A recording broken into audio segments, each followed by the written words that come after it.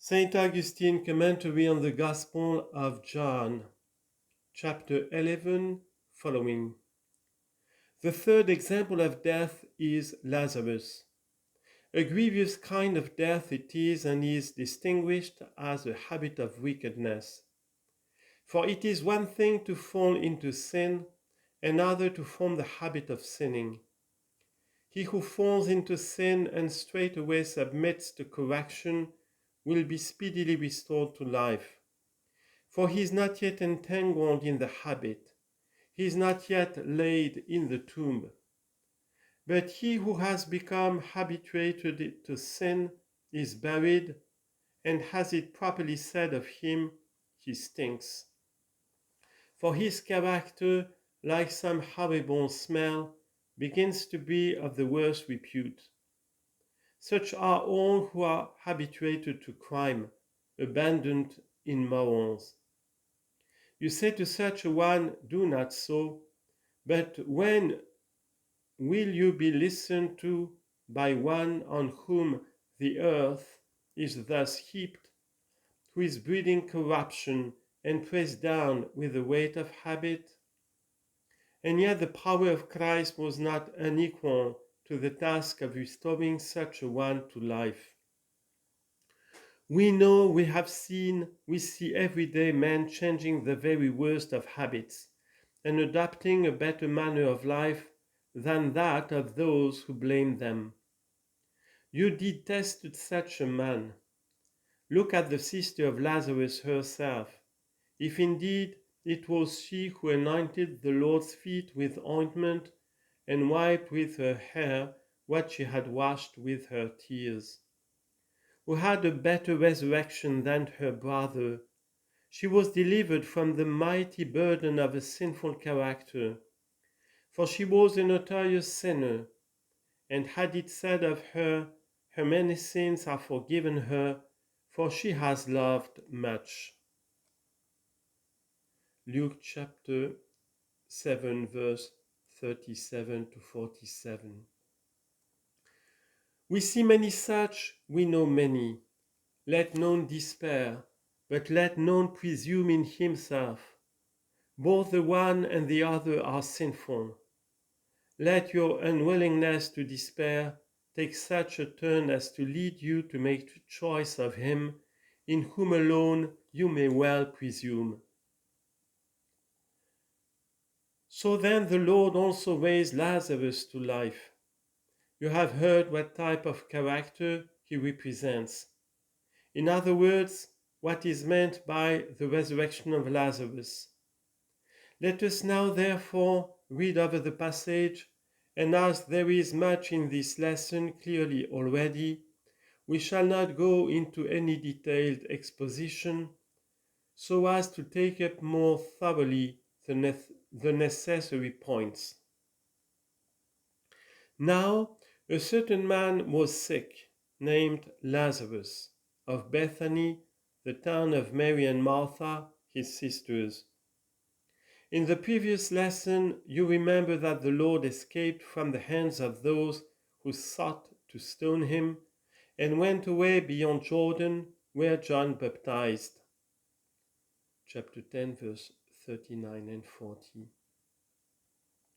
When the Lord therefore had taken up his abode there, Lazarus fell sick in Bethany, which was a town lying close to Jerusalem. But Mary was she who anointed the Lord with ointment and wiped his feet with her hair, whose brother Lazarus was sick. Therefore his sisters sent unto him, saying, We now understand whither it was they sent, namely, where the Lord was, for he was away, as you know, beyond the Jordan. They sent messengers to the Lord to tell him that their brother was ill. He delayed to heal, that he might be able to raise to life. But what was the message sent by his sisters? Lord, behold, he whom you love is sick. They did not say, Come, for the intimation was all that was needed for one who loved. They did not venture to say, "Come and heal him." They ventured not to say, "Command there, and it shall be done here." And why not so with them, if on these very grounds the centurion's faith was commended? For he said, "I am not worthy that you should enter under my roof, but speak the word only, and my servant shall be healed." Matthew chapter 8. No such words said these women, but only, "Lord, behold, he whom you love is sick." It is enough that you know, for you are not one that loves and forsakes. But says someone, "How could a sinner be represented by Lazarus and be so loved by the Lord?" Let him listen to him when he says, "I came not to call the righteous, but sinners." Matthew chapter 9, verse 13. For had not God loved sinners, he would not have come down from heaven to earth. But when Jesus heard that, he said, "This sickness is not unto death, but for the glory of God, that the Son of God may be glorified." Such a glorifying of himself did not add to his dignity, but benefited us. Hence he says, "Is not unto death," because even that death itself was not unto death, but rather unto the working of a miracle, whereby men might be led to faith in Christ, and so escape the real death. And mark how the Lord, as it were, indirectly called himself God, for the sake of some who deny that the Son is God.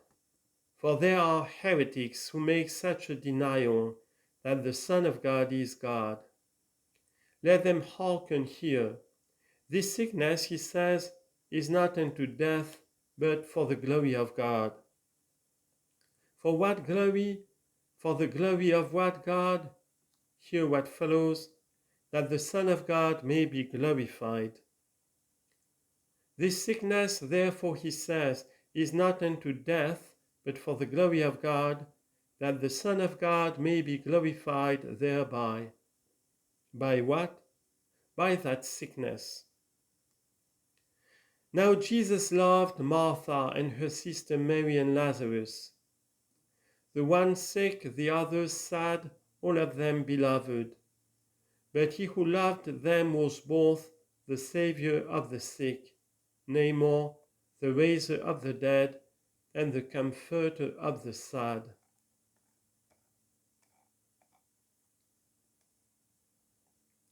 When he heard, therefore, that he was sick, he abode then to death still in the same place. They sent him word. He abode where he was, and the time ran on till 4 days were completed. And not in vain, were it only that perhaps, nay, that certainly, even the very number of days has some sacramental significance.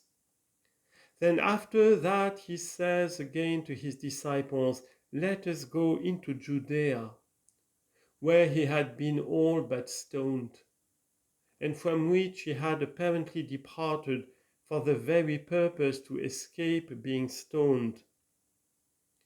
For as man he departed, but returned as if in forgetfulness of all infirmity, to show his power. "Let us go," he said, "into Judaea."